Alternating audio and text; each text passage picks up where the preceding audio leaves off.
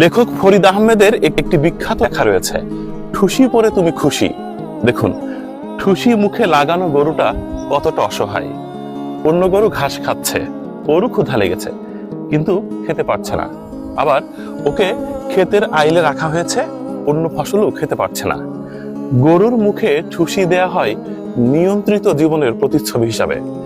মানুষেরও যদি এরকম ঠুসি পরানোর ব্যবস্থা থাকতো, তাহলে অন্যের হক মেরে খাওয়া, অন্যের সম্পত্তি লুণ্ঠন করা কিংবা নিজের প্রয়োজনের অতিরিক্ত অর্থ গোছানোর কোনো মানসিকতা থাকতো না।